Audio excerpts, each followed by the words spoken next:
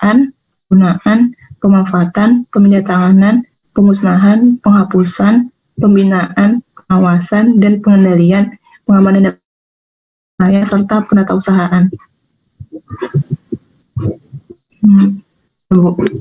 Ya, bawahnya coba. Untuk mewujudkan pelaksanaan pengelolaan BUMN, maka salah satu cara yang dapat dilakukan adalah dengan melakukan pengamanan dan pemeliharaan barang milik negara di lingkungan Kementerian Keuangan, sesuai dengan KMK nomor 21/KMK-01/2012 tentang pedoman pengamanan dan pemeliharaan barang milik negara di lingkungan Kementerian Keuangan untuk menjaga kualitas pengelolaan BUMN yang berkaitan dengan upaya mempertahankan kondisi teknis, daya guna, dan daya hasil BUMN, serta menjamin jangka waktu pemakaian barang mencapai batas waktu optimal agar dalam pelaksanaannya dapat tertib, terarah, efektif, efisien, optimal, dan akuntabel. Ya, baik. Sekarang saya ingin tanya yang Shana. Shana itu untuk paragraf pertama apa yang tidak tepat dari sisi ejaan? Kayaknya berdasarkan ya, Bu. Kenapa? Harusnya berdasarkan dah, Bu. Yang berdasarkan itu harusnya berdasarkan gitu, Bu. Yang berdasarkan harus 11. Ya, apa tadi? 11. 11 itu harusnya ditulis pakai huruf. Iya, karena itu terdiri atas satu kata saja ya, 11 begitu. Sama dengan 10, 9 itu harus menggunakan huruf bukan dengan angka, kecuali dia berupa nomor ya, kayak tadi nomor 27, nomor 11 itu kalau memang namanya nomor peraturan itu baru ya, tetapi kalau ini kan hanya penyebutan saja, berarti harus menggunakan huruf ya, Neng Febriani ya. Kemudian coba Neng Febriani, Anda buat struktur kalimat dari paragraf kedua. Ada berapa kalimat di paragraf kedua itu? Strukturnya bagaimana? Bisa tidak dibuat struktur dari paragraf kedua itu? Gimana, Bu? Ada berapa kalimat dahulu saya tanya? Paragraf kedua ada berapa kalimat? Ada 8.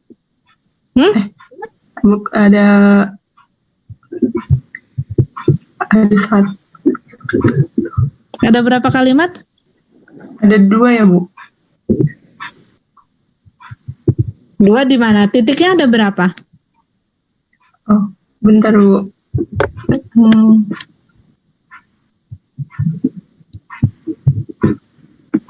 Ada 1, Bu. Ya, tepat tidak? 1 untuk 1 paragraf. 1 kalimat iya. Untuk 1 paragraf. Itu pertama. Jadi coba diuraikan kembali ya. Ini menjadi paragraf yang padu. Paragraf yang padu itu kan kemarin sudah disampaikan ya, minimal 3 kalimat. Ini terlalu panjang untuk sebuah kalimat. Nanti ngambil nafasnya dia terengah-engah.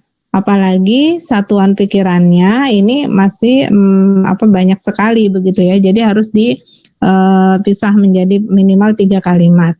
Kemudian kalau Anda perhatikan untuk kalimat pertama, untuk klausa ya, ini kan memang hanya 1 kalimat soalnya.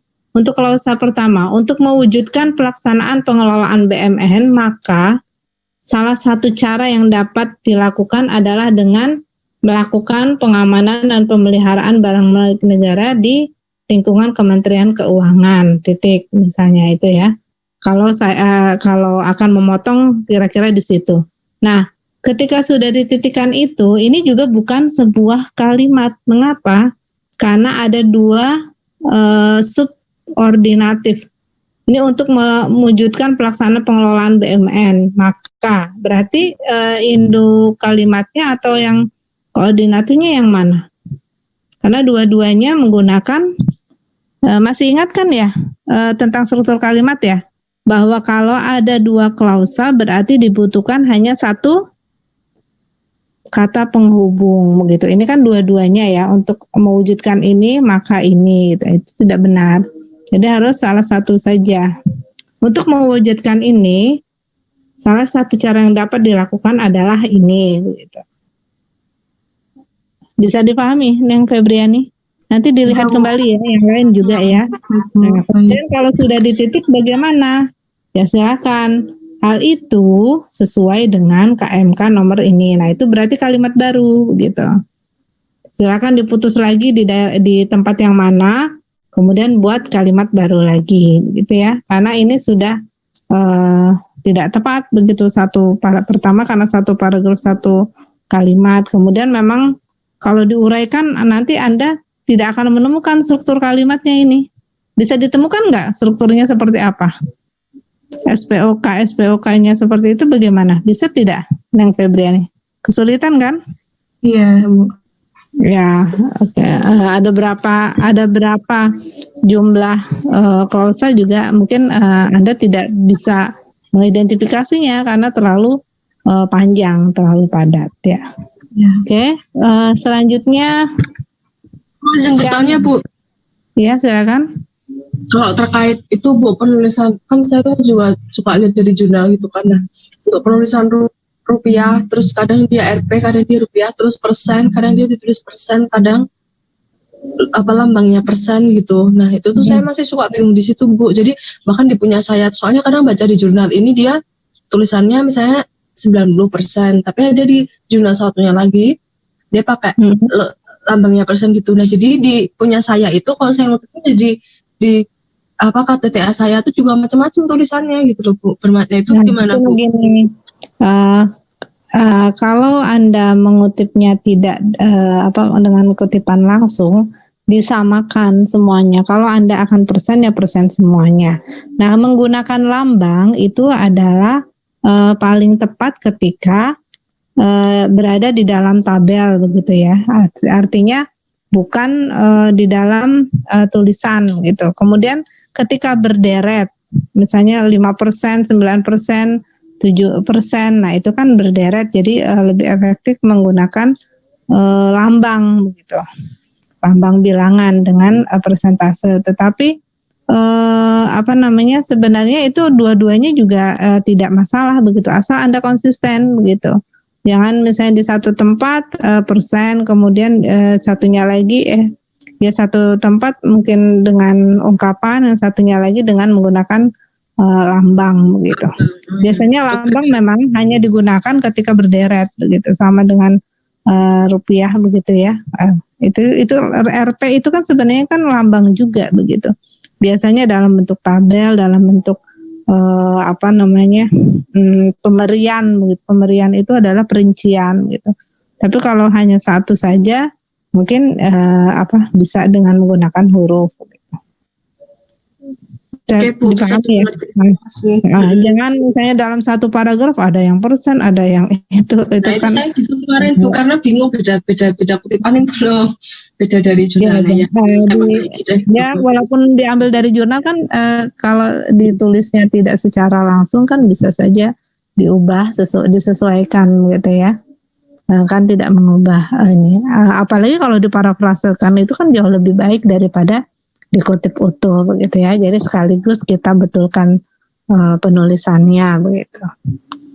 Saya dipahami ya. Baik, selanjutnya Shana Nisrina, silakan.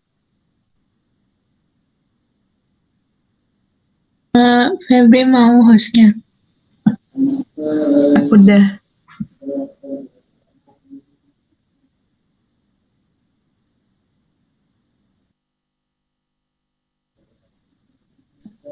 Ini ya Bu, yang awal paragraf.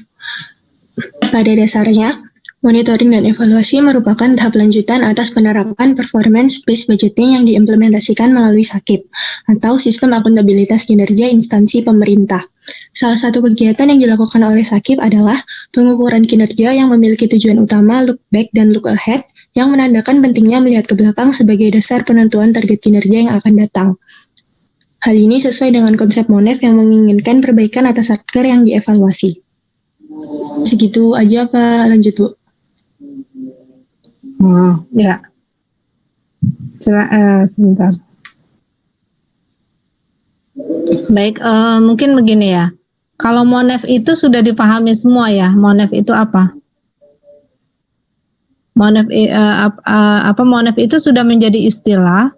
Ini disampaikan tidak di sini bahwa monef itu istilah sudah ada belum di KBBI? Itu kan monef itu singkatan ya, monitoring dan evaluasi ya. Iya, Bu. Dan singkatan itu akronim ya. Benar tidak? Monef itu akronim, benar tidak? Kayaknya Kayaknya iya Bu, akronim. Akronim kan akronim dari monitor dan evaluasi kan. Nah, biasanya di dalam karya tulis ilmiah kalau memang satu akronim itu belum dijelaskan di sebelumnya itu tidak boleh disebutkan. Kebetulan saja saya tahu monef begitu ya. Tapi kalau orang lain kan tidak tahu, mungkin ini monef ini apa, terus dia carilah di KBBI.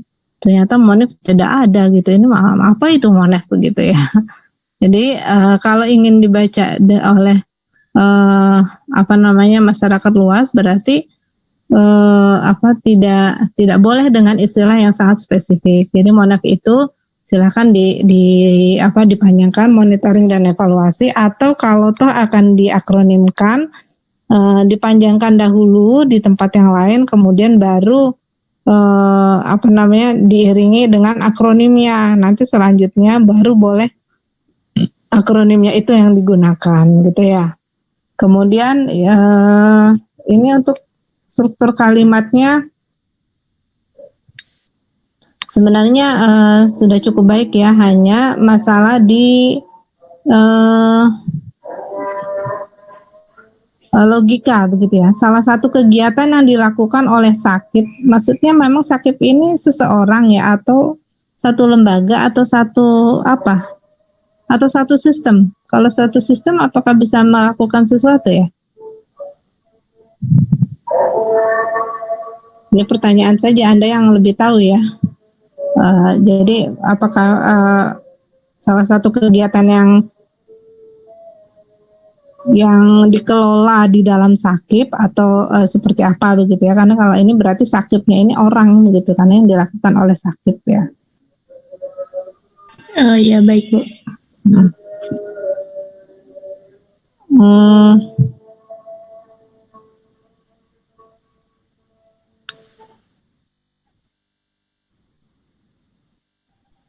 Saya mau tanya lagi, maaf Bu.